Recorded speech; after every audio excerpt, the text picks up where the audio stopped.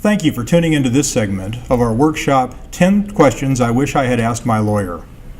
In the following video, Larry will answer the question, do I really need to update my estate documents again? Thanks for viewing.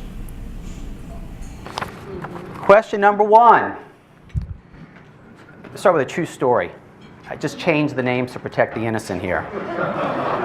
The first time we put together an estate plan for the newlyweds Brad and Angela, they said they want Angelina, excuse me. They said they wanted to start a family soon, but they were just too busy with their careers. They didn't know how long it would be before they started that family. They knew they wanted to have kids. They hoped to be blessed with biological children, but also planned to adopt many children. Many children. They were both quite well off in their own right, having built their wealth with successful careers. Nevertheless, they wanted to take care of each other to some degree, but they also wanted to take care of other family members, parents and siblings, in the event that they suffered an untimely demise.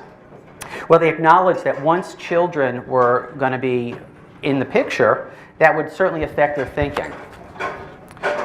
So we suggested that they include in their estate planning some type of provision, some trigger that if they have children, then they set aside some part or all of their estate for those children. But this presented for them a whole host of additional questions, and they just could not wrap their head around it. They just had too much going on, could not think through all of the what-ifs, eventualities if they had children. So what did they do? They decided just not to deal with that possibility at that point. Instead, they went ahead and planned for themselves, their siblings, their parents, and moved on. Well, 3 years later, they had their first child. And to their credit, although we were not the first phone call they made, they called MendenFreiman and asked them what they should be doing. They remembered they needed to do something. They were not sure what they needed to be doing. So they wanted to provide for this new child the center of their universe. And as it turned out, they came in. They had to completely revise their estate plan in order to really accommodate what was most important to them at that point in time.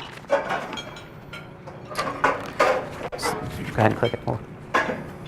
Now, what if a grandchild with special needs was born into your family between the last time you did your estate plan and now?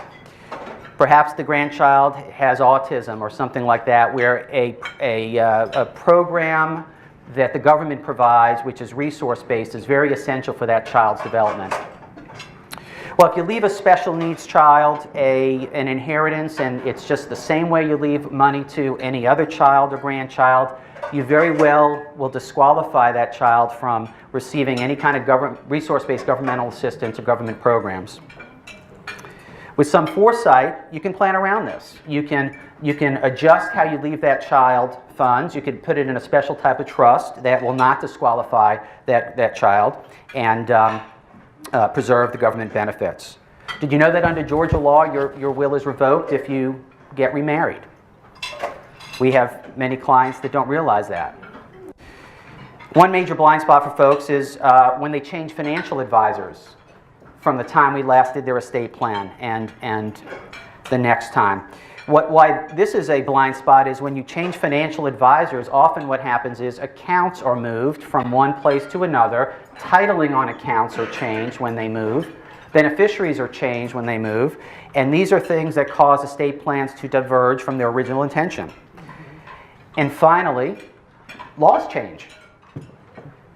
The current tax law, which was enacted not even 2 years ago, dramatically changed the playing field for estate planning from a tax point of view. And the Georgia Trust Code was overhauled 2 years ago. Just 2 examples of how law changes affect estate planning. We hope you enjoyed that video segment. Other questions that were answered at a recent workshop can be located on our website at our Education and Resources page. Our website address is www.MendenFreiman.com.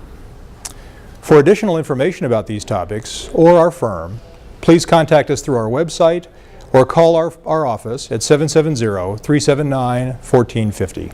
We look forward to hearing from you.